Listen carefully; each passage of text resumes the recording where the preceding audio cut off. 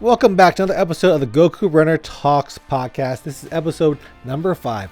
On this episode, we have Elizabeth Garcia. She is a back-to-pack runner for the Houston Marathon, also known as a balloon person or a turtle. She's also a coach for team in training, an ultramarathoner qualifying for the Leadville 100, and also a Pilates instructor. Let's go find out more about Elizabeth, or as other people call her, Liz. All right, guys, welcome back to the Goku Runner Talks podcast. This is episode 5, and today we have Liz on the show. Anna, how you doing, Liz? I'm doing awesome. Thanks for having me. So, do you go by Liz? Is that the way, or is it Elizabeth? I saw that Robert called you Liz. I don't know how close I am to you yet, but Yeah, no. Even though I'm sure my mother would prefer that people call me Elizabeth, I usually go by Liz because Coach Liz is a lot easier to say than Coach Elizabeth. yeah. So, before we get into your coaching and your hiking and all that other stuff in the Houston Marathon balloon people, can you tell me about how you started running and how that journey starts? Sure. I think that I kind of got the itch to get outside and run when I had to return a videotape to Blockbuster, and it was overdue. So that kind of tells you how long ago that was.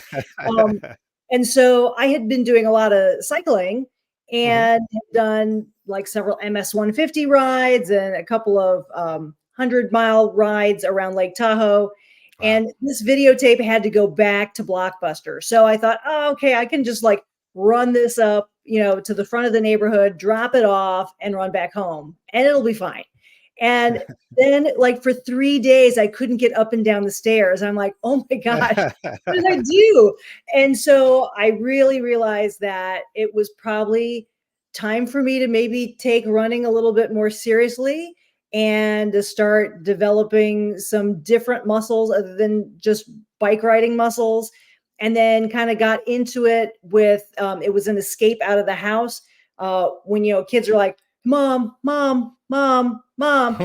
So, I could escape for about 30 minutes and go run around the neighborhood, and I could see like who needed to mow their lawn and who was out of town because there was newspapers piling up in the yard. And Mhm. then pretty soon it was like, oh, I think maybe I'm going to do like a half marathon, and then oh, maybe I'm going to do a marathon. And so that's kind of where I got my start with running. So I've probably been running now for about, ooh, gosh, like 21 years. Oh wow, okay. So you were a cyclist first. So that was your first love, or that was your first introduction. High school, did you do any kind of sports? Yeah, in high school, I was on swim team and water polo. Oh wow. Man, but I didn't see in all your things that I looked at, because I did look over your social media and everything. I didn't see any triathlons in your history. Yeah, I did a lot of triathlon. I've done sprint distance, Olympic distance, half Ironman. Oh Did wow. participate in the half Ironman World Championship event, and then I've done several Ironman races and kind of retired off of that because it just takes a ton of time, and there's a lot of other things I want to do. Yeah, yeah. I saw that you're into I think hiking. I saw you doing a lot of going around different places. You actually did the Grand Canyon. I did that 2 years ago. Uh Uh-huh. rim to rim to rim, and that's Wow. I read your thing, and like you said, when you go down, it's easy, right? Everybody's always happy going down, but you're seeing these people going back up, and you're like, and when I went down, or when I was going down, I saw these people going up. I was like, why are they hurting so bad? They must be really out of shape. But Yeah, no, it's yeah, once you start climbing, it's you know what it is, right? yeah. And the first time I went to the Grand Canyon, I was a kid. I was about 11, and Hmm. I hiked down to Phantom Ranch with my dad and back up, and we did that in one day. And this last time I went, I was with friends, so Hmm. we did several hikes over several different days. But yes, coming back up, I think that they have kind of the saying that going down is fun, and that coming up is mandatory. Yeah, yeah, Not yeah. That's for sure. optional, and it's a lot of work. And especially depending on the time of year that you go, you have to deal with the intense heat. So I'm kind of envious of you doing rim to rim to rim. That's definitely on my bucket list. But you got to do that either early in the season or coming up, uh, mid-October before the snow starts. That's pretty much when we went. We went around October 16th or 8th, Uh, 8th, the end of October, pretty much. And it was the perfect time for us, but we struggled. It was not easy. Wasn't easy. So we left some people at the North Rim. Uh, but they had to get a bus. They had to sleep in a porta potty that oh night because no! the North Rim was closed. So Oh it was yeah, yeah. it was a crazy experience, and I saw that you did it, and I thought that was cool too. So besides that, what are you into? Anything else? Well, I've done besides all the like running, I've done trail running. A couple years ago, I got suckered into doing a longer trail run. One of the other balloon people, Robert, who is my partner for the marathon course, he's like, "Oh, you should do this race with me. It'll be a lot of fun." I had no idea what I was getting myself into, and it was a 50K. And I completed it, but I just didn't realize, and he did not tell me that it was a qualifier for the Leadville Trail Run, Oh which is wow. 100 miles. And so I qualified for that. I had no idea what I was getting myself into. So I have done Leadville, and I was not a finisher because there are definitely places along the course that are time cuts. Um, Mhm. but just the experience of being able to do that and participate, it was very unique. I don't think that I would say that I was in the best position to do that event because coming from sea level and going up to altitude, it is it's an effort for sure. Yeah. I think that's what affected me for Rocky Raccoon. I'm not Rocky Raccoon. The Grand Canyon was because we're from Houston. You live in Houston, I'm Yeah, assuming. yeah. Okay, yeah, because we live here, and it's much different when you go into elevation. You just can't breathe. You can't do anything. And Leadville's the highest point in America, right? That's what it is. Yeah, just about. The start line is a little over 10,000 feet, and then over a couple of the passes that you have to do, you're getting over 12,000 feet above sea level. So Wow. it's hot. Yeah. So it's tough for us. I do want to do a race over there. It's I think it's a half marathon where you race with a donkey. Oh, Did you ever see yeah. that one? Yes, I Yeah. have seen that. It looks like a lot of fun. You have to rent a donkey, and then you can't ride the donkey. You have to lead the donkey, or the donkey has to lead you, whichever way it is. But I want Yeah. to do that one year. Yeah, that looks like a lot of fun. And you have to have donkey whispering skills, I've heard. Yeah. So you're also a coach too. You're a coach, and how did you get into coaching? I got into coaching about, oh gosh, I'm trying to think now. It's been about 20 years ago. Hmm. And it was a situation where um, I had participated as a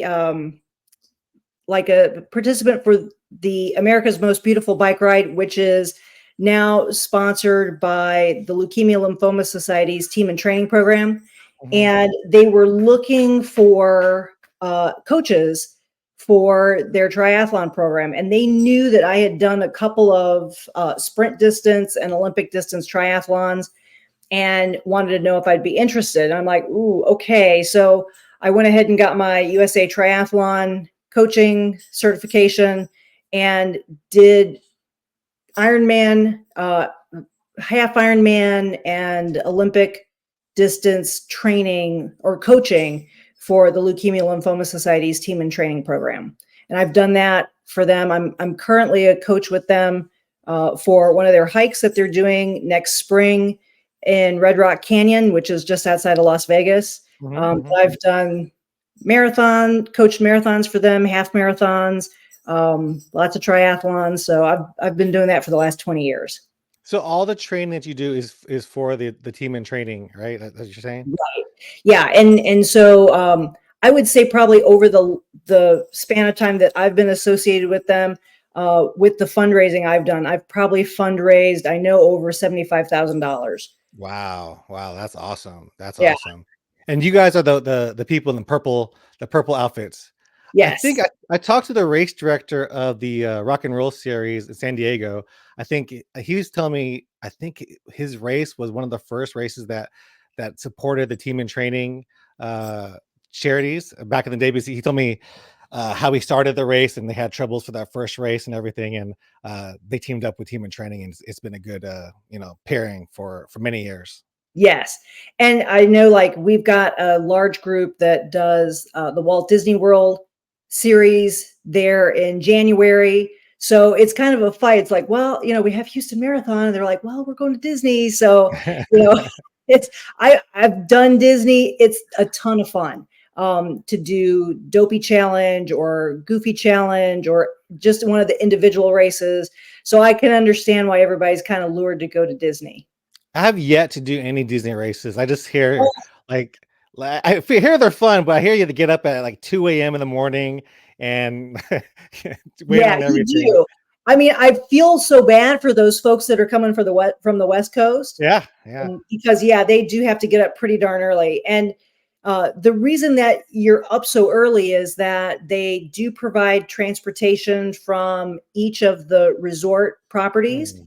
to Epcot, where the staging area is, and then out towards the start line. And they want to give you as much time to get through the parks before they really start opening them up to other guests. And so, we're going from that start area through Epcot over to Magic Kingdom, then Animal Kingdom. You're on the roadways to Wide World of Sports, and then to Hollywood Studios and back through Epcot. So there are some road closures, and they want to minimize that as much as possible. So they do get us started pretty early. So did you do the Walt Disney World races before you did the Houston Marathon? I kind of did them in conjunction with, I think my first Disney event was in 2000 and I'm trying to think if it was 2005. And I did the marathon, and I thoroughly enjoyed it. I mean, even though you did have to get up super early, and at that time they only had the half marathon and the full marathon, and they were running on, I think the same day, if I recall. And over time, then they added in the other events because they know how to capitalize on a good thing. And people like to go to Disney. So then they kind of spread things out over multiple days. And then, I think it would be before it was a thing. Back in 2014, I went to Disneyland and I did the 5K, the family 5K, and then the half marathon, and or it was a 10K, 5K, 10K, and a half marathon at Disneyland. And that same year, you had the option that if you did Disneyland and then you went to Disney World and did the races there, you could get a special medal that was a Oh coast to wow. coast medal. So Wow. I was kind of gunning for that. But that was before they started really doing the goofy challenges or the dopey challenges. Mm. And so I've done those a couple of times, and they're a lot of fun. But yes, you do have to get up early. There is, like, if especially if you're doing, what I guess they would call a stage race, that you're doing something every day. You do have to train a little bit differently for that, with your volume, and just knowing that you're going to be running on fatigued legs, especially that third day, and for sure on the fourth day of the marathon if you're doing dopey. So this happens at the same time as the Houston Marathon? The Walt Usually Disney it's World? it's very close. So Disney usually has their marathon weekend the first weekend after the new year. And again, the date will change depending on what day of the week that New Year's Day falls. But this year, I think with Houston Marathon being a little bit later, um, there's a little bit more distance between Disney Marathon weekend and Houston Marathon. I've done that where I've run Disney and then come and run Houston, and it's like, oh, why did I do that? Because I mean, you really are running on fatigued legs for sure. Yeah, that's hardcore. That's hardcore. So how many marathons have you done? It seems like you race a lot. Wow. I'd have to think about that. I know for sure I've probably done over 22. That's a guess. and it's probably right around there. And that's not including like any of the marathons that were tacked on to a Ironman event, Mhm. or not Yeah. including some like the 50Ks or anything. I just a standalone marathon, probably about 22. Okay. So you went to Disney World and you saw the balloon people there, right? So there, I'm sure there's balloon people. Yes. That's where they. I mean, that's where it came from, right? Yes. So when I was asked to be a balloon person, um, on Houston Marathon staff was somebody who had come from Mhm. Disney running, and they wanted to institute some sort of program that was a combination of um, not only a sweeper for the course, but also somebody who would be a good, what they call customer service representative. And basically, since and I knew about the Disney balloon people, Mhm. so I understood what was being asked of us, and we try to provide while we're out there on the course options for folks that are maybe not having their best day, or didn't realize that this was that they needed to train more than 11 miles. Yeah. So yeah, we talk to lots of people at the back of the pack. And so we want to make sure that they know that the police car that is our escort behind us, they may ask participants that are still back with us to get up on the sidewalk because they have to open the roads. If Yeah. they'd like a ride back to the George R. Brown, they can go to any of the medical tents that are along the course, the red medical tents, and they will arrange to have a van or somebody come pick them up. There are a couple of locations along the course where there are charter buses that people can hop on a charter bus. Sometimes folks are not real happy about jumping on the charter bus. But a lot of times those charter buses are put at locations where you either still have quite a ways to go in the event, or you're coming up to some challenging parts. So the two locations where most folks will see the charter bus somewhere between Post Oak Yeah. and the Tanglewood subdivision, kind of right in there. And that is kind of like, mile 14, 15, 16 in there. There's still a long way to go. And that's where if it's a warm day, it's really starting to heat up. The second place that you may see one of the charter buses is as you're entering into Memorial Park from the west side. And everybody's kind of familiar with going down underneath the railroad Mhm. tracks. Oh, sorry, my dog is. Oh, here we It's go. okay. It's a squirrel. Uh, my dog would do the same thing.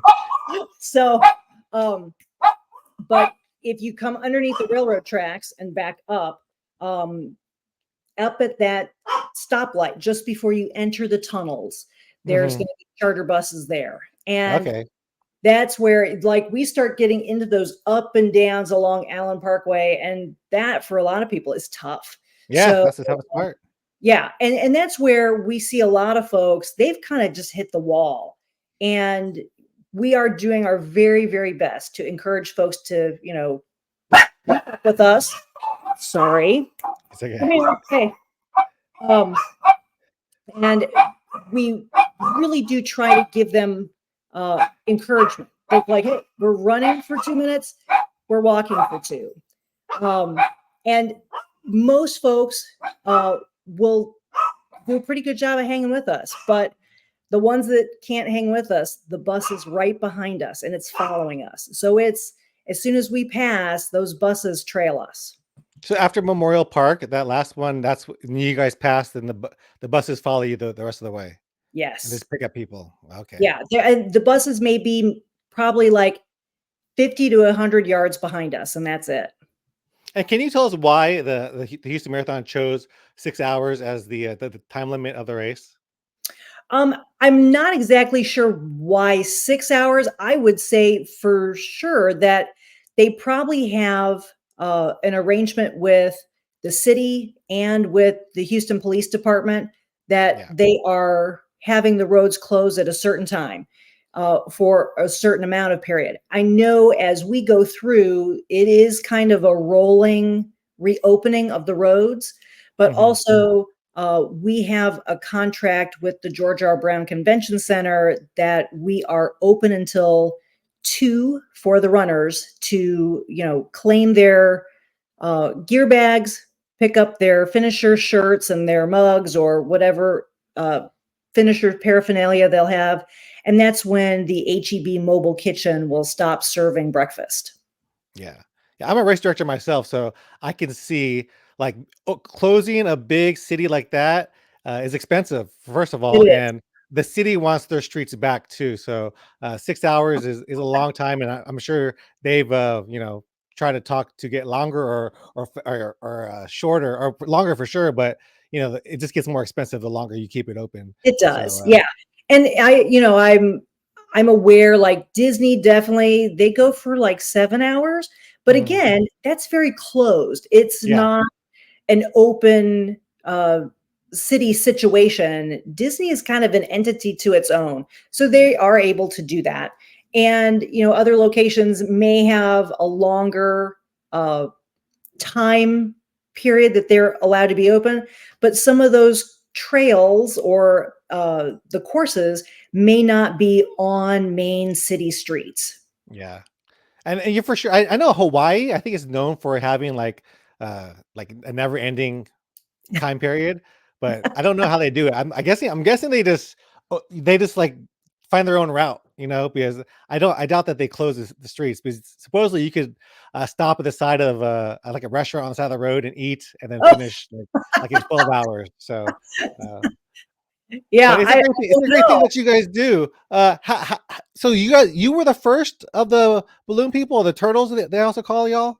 Yes, I want to say I can't remember now if that was 2015 or 2016 that we first started that program, and uh, the the event was kind of like it was like a learning event for us and how it was going to work and how um, the marathon committee wanted us to coordinate with our police escort and how just basically how are we going to do this and do it well, and then what did we learn, what can we do better, Mhm. and how can we provide the best experience for the runners so that they have a good time and we have as many people as possible that are getting across the finish line under that 6 hour time limit. So what are you telling people as you're passing them or coming up to them? Because a lot of time you guys are running a little bit ahead. So that's because last year I ran at the back of the pack, and that's the first time I experienced you guys. And I noticed, Robert was saying we're 8 minutes ahead. Don't worry, you still got this and all that stuff. So what do you tell runners, especially me? Like I wasn't too happy to see you guys. I know everybody else is not happy to see you guys. They're like, what are they doing? Yeah. They're going fast. They're going fast. Right. Well, we do get a lot of grief from people, especially when we make that turn off of the course around mile 7.5, where the Mhm. half marathoners keep going straight, and we make the turn into Rice Village area. And we have a lot of people, even in those first couple of miles, we're scanning for the different color race bibs. And if we see like one of those marathon race bibs, we'll be like, hey, we're the sweep. And, just letting you know, we are now ahead of you. And they're like, well, I'm running with my girlfriend. I'm like, hey, your girlfriend's running the half, and she's got a much more generous finish Yeah. time than you do. So either, run with her or run with us. So we do kind of like we have to, especially in the beginning, we have to do let people know that they don't have all the time in the world. And especially when we get to that cut, we do have to get there a little early. So we do have folks that are complaining that we're going too fast, and we have to explain to them that we have to be at the course point where the half marathon splits off from the full marathon with enough time to, let those final people come through. But also, we are being tracked. We have a GPS tracker that is physically on us, and we have marathon committee members that are radioing in that we have arrived at that point of the split, so they can again make sure that the GPS is tracking up with us. And it's a chance there's a porta can there. That's essential. So, Yeah. it gives us a little bit of a chance to, take a break before we head on. And then those people that we catch up with, and they're the ones that sometimes are a little angry with us as we're going through, the Rice University area, University City, and through there, they're a little perturbed. They're like, "You're going too fast," and we've got our pace card, and we're like, "We're right on pace," Mhm. and our police escort does a very good job of keeping us up to date on our pace. And they'll, every uh, you know, quarter to half a mile, they'll shout out the window, you're, 15 seconds ahead, or you're right on time, or you're 2 minutes behind. And that's where we get, we're like, oh, we got to pick it up. So we try our very, very best to stay right on time. And we know if we're ahead, we're going to stop and we're just going to stand there and we're going to cheer and we're going to encourage you. Come on, keep going. We try to stay on that time as accurately as possible. And of course, there are times that we do get a little bit ahead or we do get a little bit behind because we've stopped at an aid station or someone had to peel off to hit a porta can, or we've had to help somebody get transportation back to the George R. Brown. So, but we try our very, very best to stay as much on time as possible. And then we do pick up a bike medic that comes along with us towards the latter part of the race, because we do have people that we encounter that need medical attention, whether it be that they've gotten a little bit astray of their electrolytes or they have issues with an injury. So we can then kind of highlight to our bike medic, hey, check this person Mhm. out, or, keep an eye on them. And they're real good about that too. So last year you were a half marathon pacer. Because Yeah. what happened? What happened with you? Were you an injury, or you just Yeah. want to experience the half marathon? And how was that compared to pacing the marathon? Yeah, I did the half marathon last year. I ended up with a bulging disc injury in my low back, and I just didn't know if I would be able to get in all of the training for a full marathon and Mhm. without re-injuring myself and making sure I had enough time to gradually build up to that. So, Aaron and Casey, who normally sweep for the half marathon, I asked Aaron with plenty of time for him to ramp up and do the full marathon training if he would be willing to switch with me last year. And then I did the half marathon sweep with Casey. And it was a real eye-opening experience of Mhm. how much harder it is to sweep for the full marathon Mhm. than it Mhm. is for the half marathon. Because with the half marathon, once you get to a certain point at that split where the half marathon keeps on going in towards town and the full marathon course splits and takes off, the pace per mile that you have to maintain increases dramatically. So it was a very pedestrian pace as Mhm. we were Mhm. coming down Allen Parkway. We did have a police car that was kind of following along behind us because we did have a young boy. He looked like he was maybe 11 or 12 that was doing the race, and looked like a parent or a relative had jumped in to kind of help. But that police car was slowly following behind to make sure that he was okay, because he was uh, definitely, I could tell 13 miles was probably a little farther than he had ever gone. So he had a tough time getting back in. But there were very few people that we were kind of escorting in on that Mhm. half marathon sweep duty. But on the full marathon, there are tons of people that we are encountering between Memorial Park and the finish line.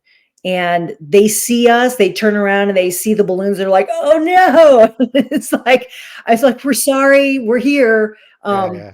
and I think for some folks, it is kind of a rough thing because they started way ahead of us. The Mhm. Aaron, Casey, Robert, and I are the last people to cross the start line at the beginning. So everybody has started way ahead of us. In some cases, some people have started, 45 minutes, a half an hour ahead of Yeah. us. And all of a sudden they see us and they're like, "Oh no." So it is a little shocking for folks to see us and realize, "Oh no, I here will they are." tell you how people experience because I saw you guys last. Oh, I saw Aaron and Robert last time. Uh-huh. It's you panic. You start panicking, and then like my runner, he was struggling. I was just pacing him, but we're trying to like come on, pick up the pace. Let's get ahead of these guys. And then I think that's a mistake actually to pick up your pace. You want to keep it the pace that you can go for the longer time because if you pick up your pace now, you're just gonna end up falling back regardless of whatever you're doing. You Yes. know. Yes, and that is hard at the end of the race to pick up your pace is really tough because you are doing a lot of those hills that are along Allen Parkway, and Mhm. that makes it tough too. It's like it may be easy to go down, but then most people are walking up the incline, after like coming out from underneath wall, you're heading back up. So it is tough to pick up your pace. And sometimes I know I fall into this trap. I think every runner does that. You go out too hard, too Yeah, fast, yeah, yeah. too soon. There, it just there excitement of the event, and you're with all these people, and you want to not slow anybody down and get in their way, and so you just take off. Yeah. And I think that's where some folks early in the first third of the race kind of set themselves up for some uncomfortable miles at the end, is that they just went a little too hard in the beginning rather than just kind of spending the first couple miles going slower than they think they need to go, and then kind of settling into a good comfortable pace after about 6 or 7 miles, and then just maintaining that. I think it's all a lesson that we could learn from. And I know I'm guilty of going out too fast because you want to stay with your friends, or you want to, Yeah. get, maybe you're trying to hit a PR and that. So I do understand. The Houston Marathon, I mean, the first 8 miles pretty much it's like there's people along the course. They're giving you food. You could be high-fiving little kids and doing all Yes. that. And that's a lot of it's fun, but it's a lot of wasted energy, especially for the marathoners. And I've done that many times where I'm like, maybe I shouldn't have gone too hard celebrating at the beginning because it gets a little bit there's people on after mile 8, but it's not as packed as it is for the half marathon, I'm sure. Um, Right.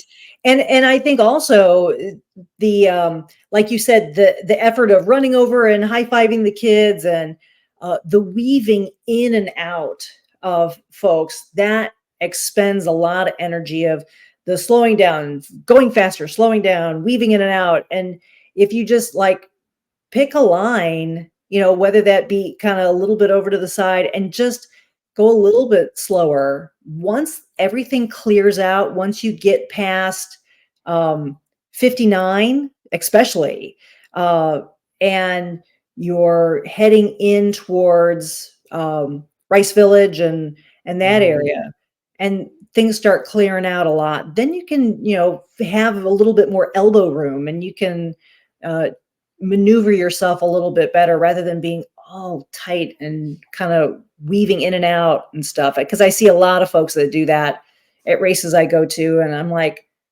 you know, it's it's a, like you said, a lot of wasted or expended energy that they could probably utilize somewhere later in the race. So you're a coach, right? You're a coach. I'm gonna ask you a question. I'm gonna be leading some runners because I'm training for the Rocky Raccoon 100, and I'm just Okay. going out there just to get my miles in. And I told a bunch of people that if they want to run with me, I'll pace them for like a 5:45 to 5:55 because I don't want to be too close to you guys. I think 5:35 to 5:45 was my Okay. pace that I want to do because I don't want to be too close to you guys. What type of training should I be aiming to do for that? A little free coaching tips from you. Okay.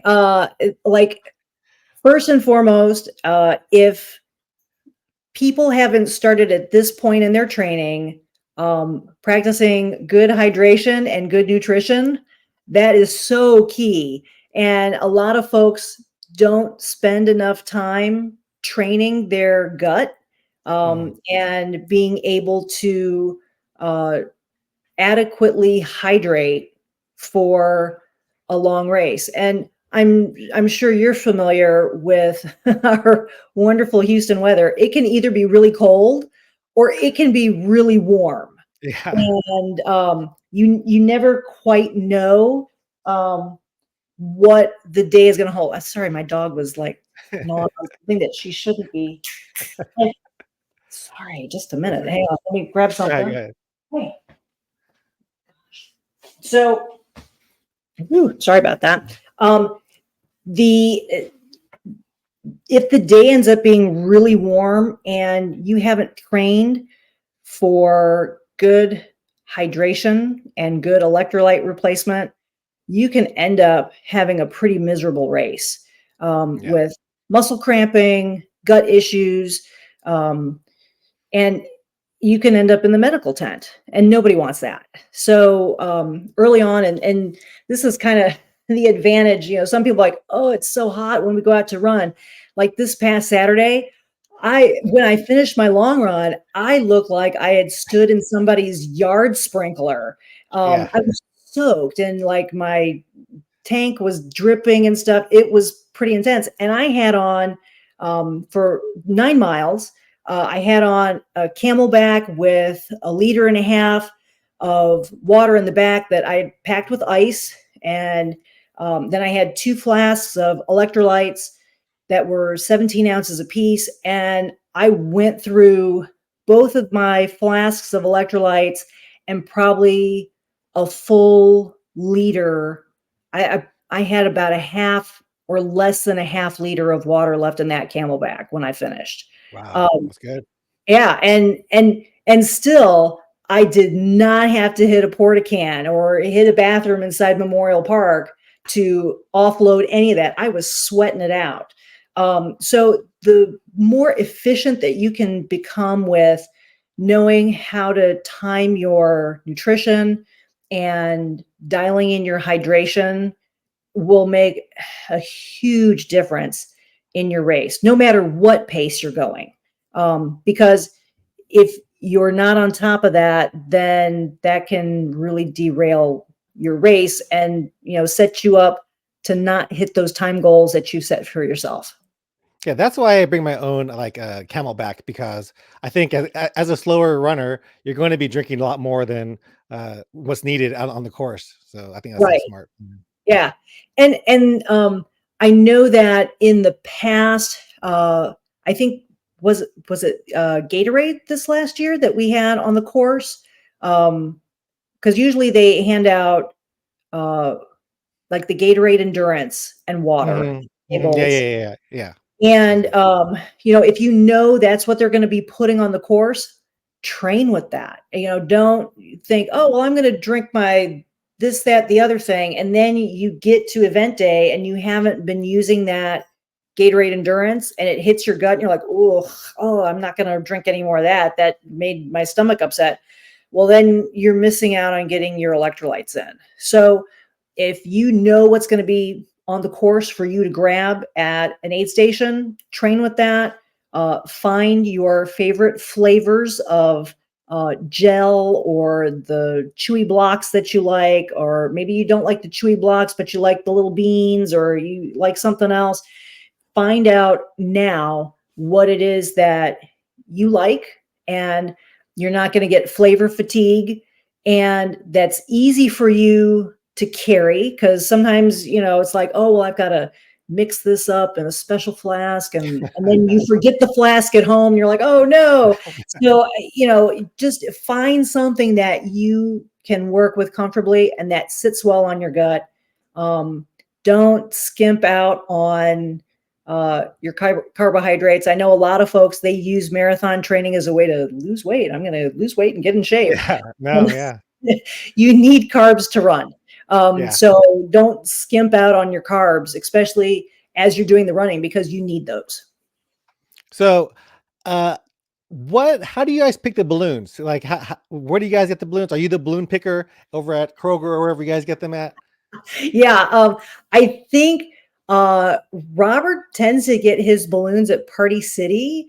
I've usually gone to Arnie's to pick up my balloons. Let's see. I'm trying to think where I got my balloons. Each balloon person picks out their own balloons, I Yeah. assume. And, Yeah. and how many do you know how to pick out? Like, it seems like some people have like 20 of them or 10. I don't know. Yeah.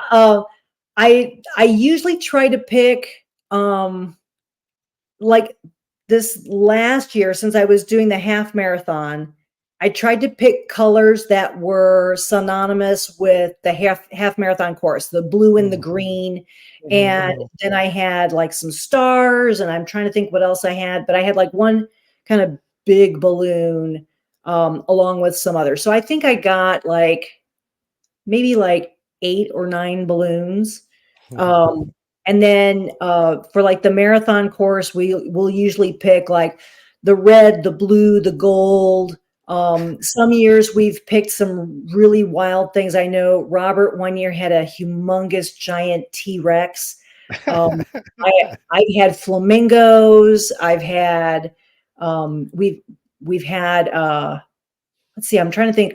Aaron, I one year had either Spider-Man or something else. We try to get like some really goofy things. And usually as we run by, people will go, "Oh, look, happy birthday. It's your birthday." We're like, "No." You don't want to see this. So we get a lot of happy birthdays. We get a lot of comments like, "Oh, that must make your running a whole lot easier." It's like, no, actually not. Because if it's a windy day, those balloons are hard to manage.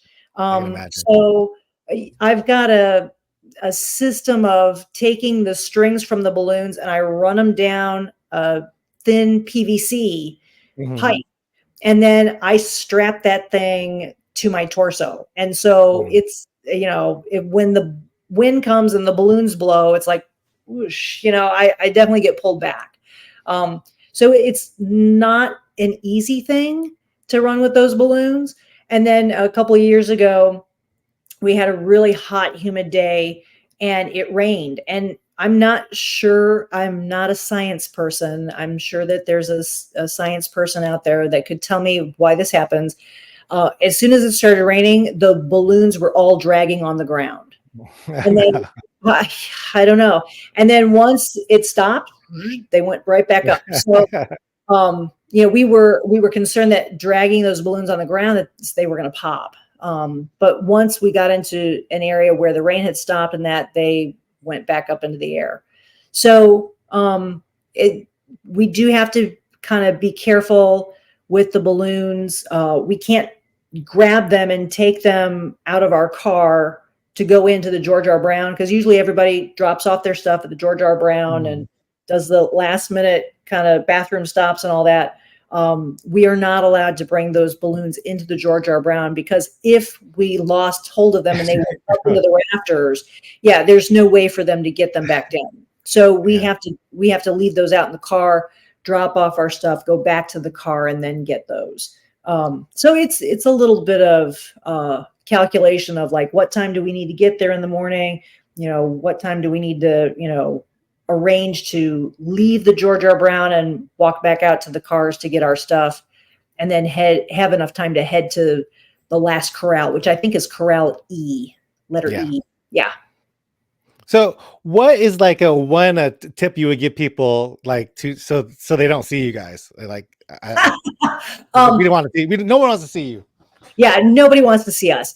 Um, I would say the number one thing, if you know that you are routinely uh, doing, you know, 12-minute, 12 and a half, 13-minute miles in your training, you want to get as far to the front of your corral as possible. So if you've been assigned to Corral E, don't go to the back where the porta cans are and where we are. Go way up to the front. If that means you've got to like shoulder your way through and excuse me, oh excuse me, you get as far to the front of the corral as possible, um, and that will give you at least a good 10 to 15 minute, maybe 15, but more like 10-minute head start ahead of us. Yeah. But yeah, move as far to the front of the corral as possible. And then, um, as much as you want to stop and see your friends and family and give them a high five or hand off your jacket or whatever, if you see them, wave, smile, just keep going. And don't stop and have a conversation with folks. Just keep going. Yeah, just keep moving. And I would say those would be my two biggest pieces of advice. And then, if you're really desperate for a porta can, uh, especially before the race starts, should have used porta can at the George R. Brown. But there are porta cans on the course as like you're exiting downtown. They are Yeah. right there. So don't get caught in those lines of the porta cans that are just off to the sides of the start corral, because we have to fish out a lot of people out of those porta cans. And there are people who are dodging and they were like, no, get on down. There's porta cans down there. And they don't know that. So just know that the porta cans, yeah, if you know the race has started, uh, just hold it until you Definitely. can get past the start line, and like in less than a mile, uh, there'll be porta cans there. I think like after you split off from the half marathoners, the porta cans are pretty much open for the marathoners to use. Oh yeah, That's where I usually wait to go if I need to go. It's like yeah, after the half split yeah. off. And usually the bank of porta cans that are close to it would be like right as you get out of town and you passed the post on the one side, and there's the Wortham and the aquarium and that on the other side, and you're heading underneath 45. There's a big bank of porta cans there. There's hardly anybody there when we pass. So just think, okay, that's where I'm going to go, because there's very few people that stop at that one. All right, and then finally, one more question about the balloon people, Yeah. what do you snails, the turtles. Uh, Yes. how long are you going to be doing this for? And then who would you pass the job to? What kind of Um, person? yeah. What would the qualifications need to be? Whew. Well, I would say, how long am I going to keep this up? I don't know. I guess as long as my You're the last of the original people, right? yeah, I'm the OG. So I would say that it would have to be. Oh, sorry, dogs.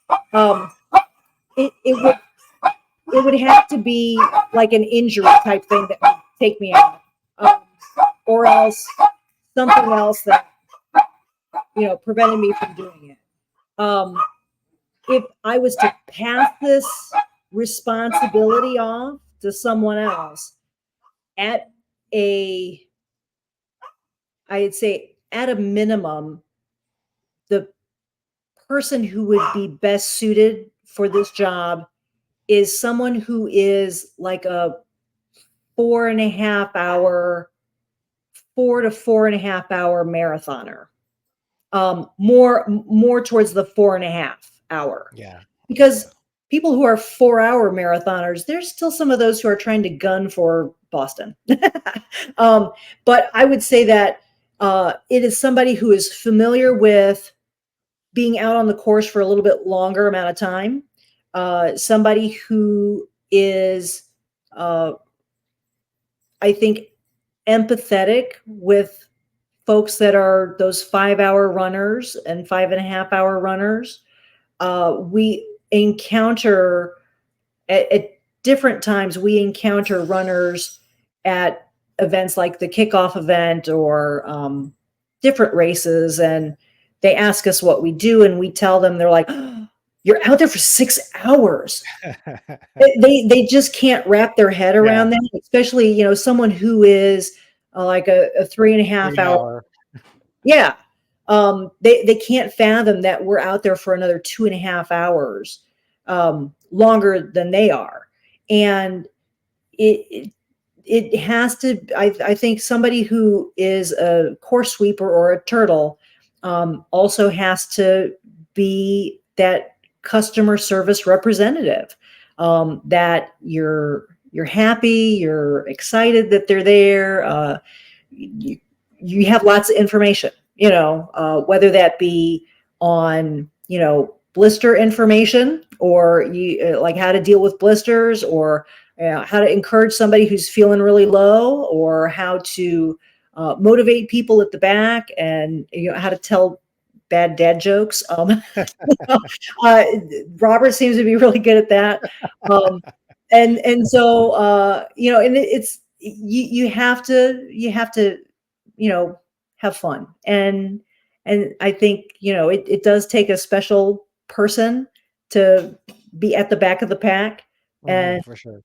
be encouraging that. Now, I'm not going to say that Robert and I have happy thoughts throughout the whole 6 hours that we're out there, because there are times that either one of us over the years have had an injury or something that we're kind of working through. And we have had instances along Allen Parkway or going through Memorial Park that we're like, oh my gosh, I just want this to be over, because we're out there a long time too, Yeah.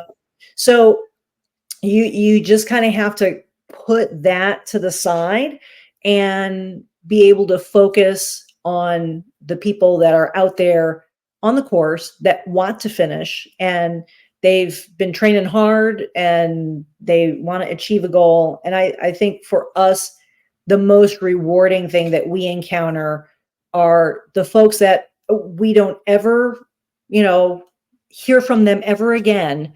But they come up to us the next year and go, "You got Mm, me to the finish line." that's And I'm awesome. like, "Oh, okay." We may not remember them, but they remember us, Yeah. and that we were encouraging, and that, we, let them know that, "Hey, I'm going to start running again. Stay with me." Or, "Oh, slow down. You can back it off," or, "We're dodging into the porta can. You keep going so you get ahead of us." So they remember us. And the folks that ask us at the finish line, to take their picture with us, and they introduce us to their family members. I just, that's, um, to me, that's really, you know, that's why we do it, Yeah. to make sure people have a good time, they have good memories, and feel that sense of achievement that they've done something. Wow, that's so awesome that you do that for the city of Houston, for the Houston Marathon. I know Yeah. people are appreciative of you guys. So are you gonna go to the kickoff thing tomorrow? Are you gonna be there? Yes. Yes, I will be there, for sure. Both Robert and I are gonna be there. I haven't checked in with Casey and with Aaron. They're both school teachers, so, Mhm. I don't know if they're gonna be able to make it out, but for sure, Robert and I will be there. I'll be there too. I'll be there too. Hopefully, I'll get to meet you in real life, so I can Yeah, meet all the balloon people and take my picture with you guys too.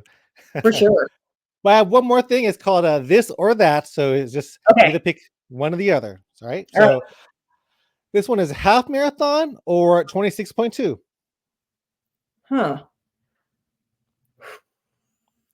Golly, I like them both. But on the spur of the moment, half. Mhm.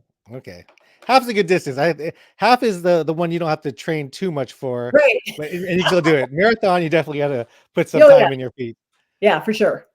Next one is roads or trails. Ooh, trails. Oh wow, okay. I didn't expect Yeah. that. Oh, Yeah.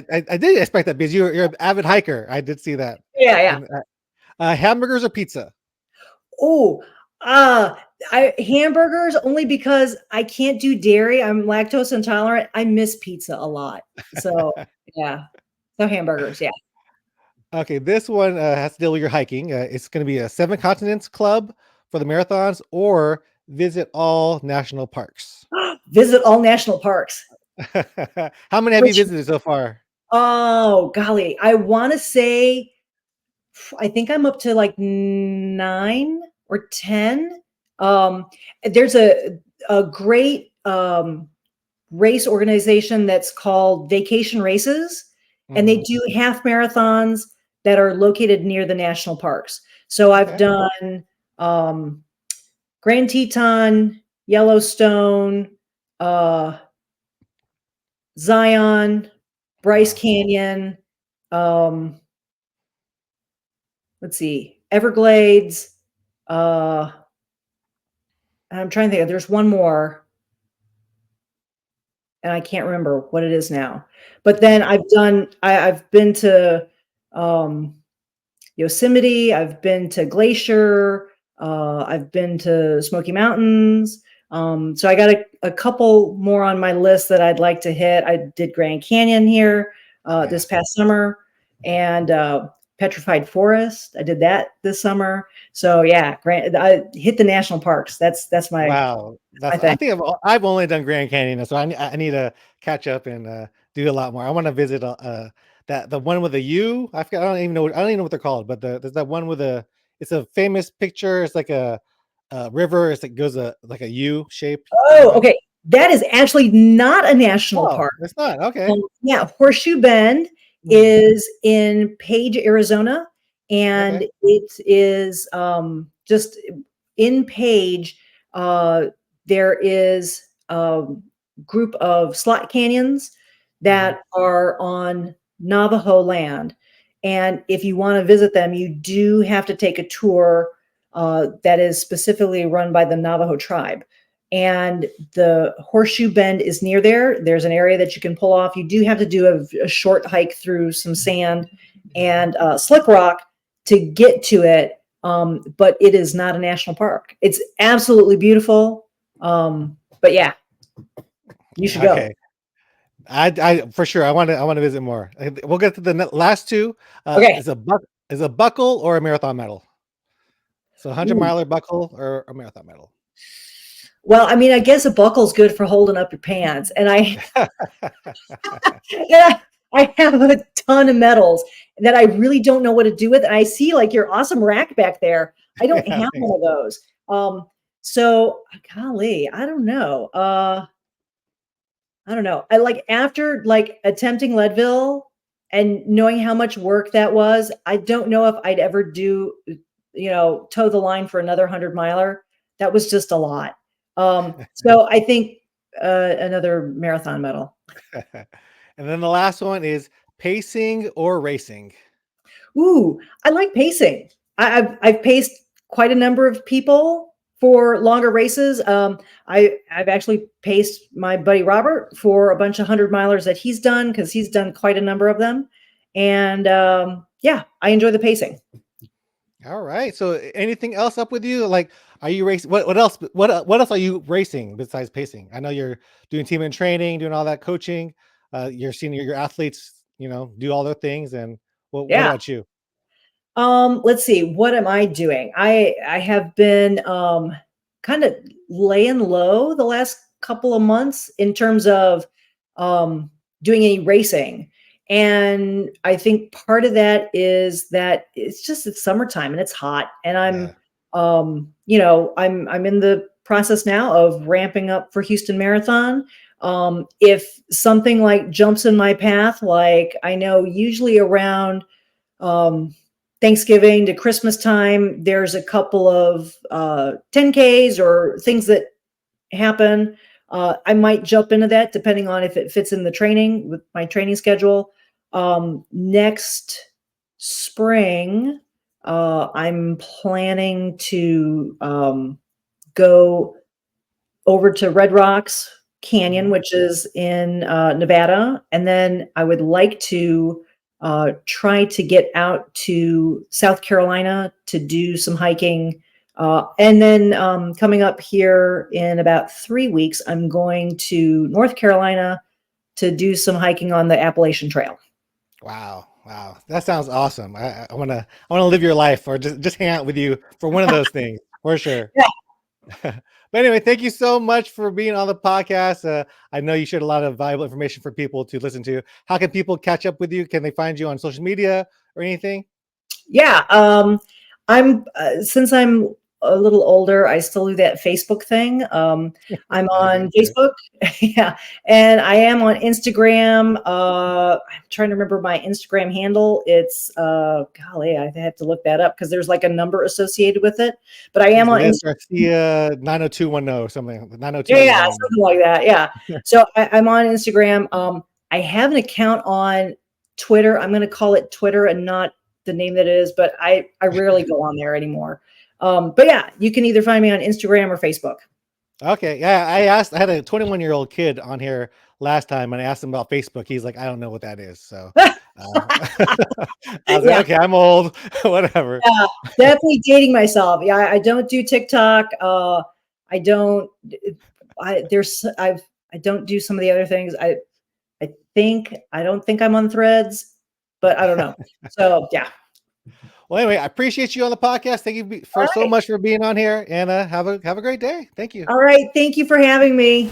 So that's gonna be it for episode number 5 of the Goku Runner Talks podcast. I hope you guys enjoyed it. Make sure to find out more information on the Houston Marathon on the Houston Marathon website and check out Liz on her socials for sure. Hope you guys enjoyed this episode and make sure to like, subscribe, comment, do all those things so that my podcast can be seen by many, many other people out there. Don't forget a new episode of the Goku Runner Talks podcast every Monday. We'll see you guys on the next one.